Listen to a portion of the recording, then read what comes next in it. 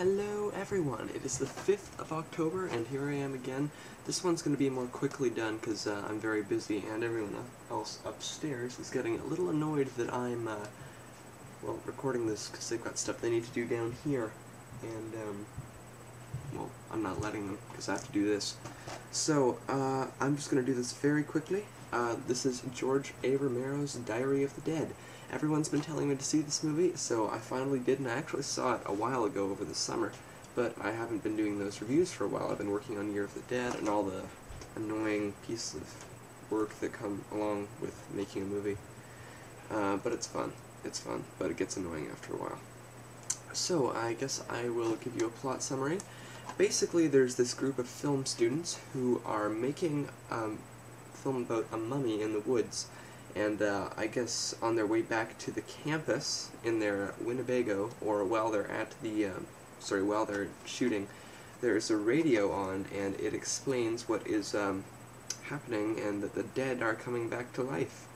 So basically what the whole film is meant to be, it is, it's all subjective camera angle, like the Blair Witch Project, or for those of you who haven't seen the Blair Witch Project, it's like Cloverfield. And so it's all through subjective camera, and the film is meant to be their little mini documentary. And it's not so much their mini documentary as it is the main character who has been making the mummy film, but he gets so caught up with just making a movie that he starts to put other people's lives at risk almost, including his own. So it's interesting that way, that people are sort of obsessed by the media. It's sort of, again, his films always have, George Romero's films always have a social, moral, or a little, I'm trying to think of the right word for it. They always have sort of a message to them. Okay, well that's sort of the plot outline. Interesting things about this film. If you listen carefully to the radio announcers, they use samples from the dialogue that was spoken in the original Dawn of the Dead movie. It's very hard to hear it, but if you can just barely hear it, you know, like that one snippet where it's like, but the victims are eating the flesh of the people they murder. And I think that was from, I'm not sure, I think that was from Dawn of the Dead.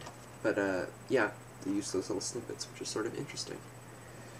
So, I've talked enough about the movie itself, I guess. Again, I'm sort of doing this quickly. If there's anything you want me to talk about, I could maybe do a follow-up on this later, for any of my reviews, actually. If you post a comment and you want to know something else about the movie, I will possibly make a follow-up video answering all the questions about the movie that you need to have answered.